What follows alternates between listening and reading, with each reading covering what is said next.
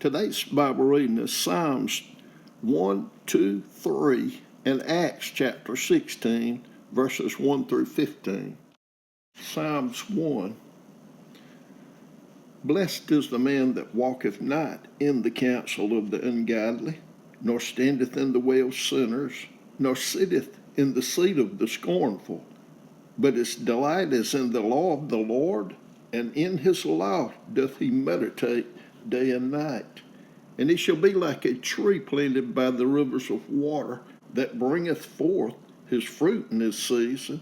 His leaf also shall not wither, and whatsoever he doeth shall prosper.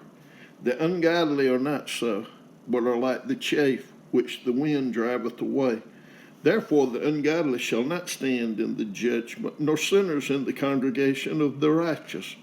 For the Lord knoweth the way of the righteous, but the way of the ungodly shall perish. Psalm 2.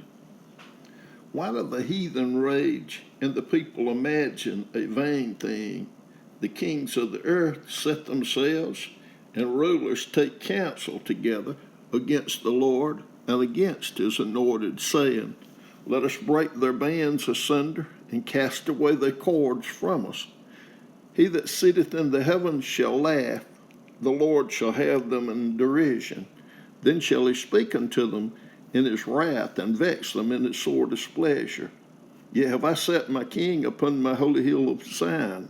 I will declare the decree the Lord hath said unto me, Thou art my son, this day have I begotten thee.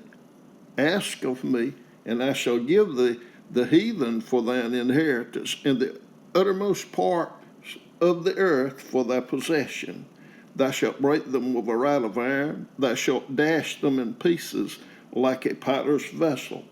Be wise now therefore, O ye kings, be instructed, ye judges of the earth. Serve the Lord with fear, and rejoice with trembling. Kiss the Son, lest he be angry, and ye perish from the way, when his wrath is kindled but a little.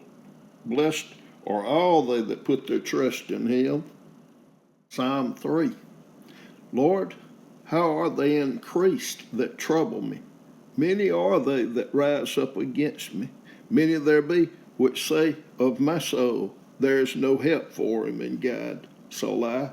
But thou, O Lord, art a shield for me, my glory, and the lifter up of mine head. I cried unto the Lord with my voice, and he heard me out of his holy hill. Selah. He laid me down and slept. I awaked, for the Lord sustained me. I will not be afraid of 10,000 of people that have set themselves against me round about. Arise, O Lord, save me, O my God, for thou hast smitten all mine enemies upon the cheekbone. Thou hast broken the teeth of the ungodly. Salvation belongeth unto the Lord. Thy blessing is upon thy people. Selah. Acts chapter 16, verses 1 through 15. Then came he to Derbe and Lystra, and behold, a certain disciple was there named Timotheus, the son of a certain woman, which was a Jewish, and believed, but his father was a Greek, which was well reported of by the brethren that were at Lystra and Iconium. Him would Paul have to go forth with him, and took and circumcised him because of the Jews which were in those quarters, for they knew all that his father was a Greek. And as they went through the cities, they delivered them the decrees for to keep that were ordained of the apostles and elders which were at Jerusalem. And so were the churches established in the faith and increased in number daily. Now, when they had gone through Phrygia and the region of Galatia, and were forbidden of the Holy Ghost to preach the word in Asia, after they were come to Mysia, they essayed to go into Bithynia, but the Spirit suffered them not. And they passing by Mysia came down to Troas.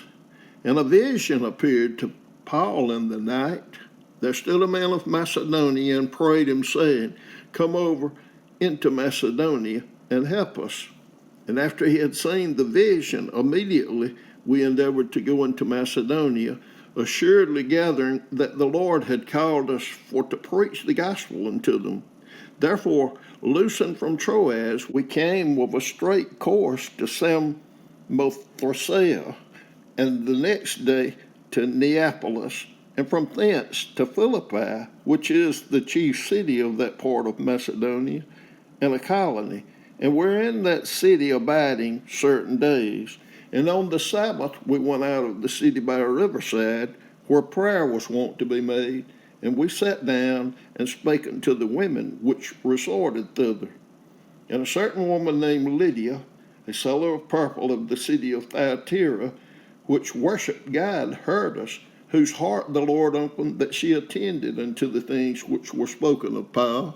And when she was baptized in her household, she besought us, saying, If ye have judged me to be faithful to the Lord, come into my house and abide there. And she constrained us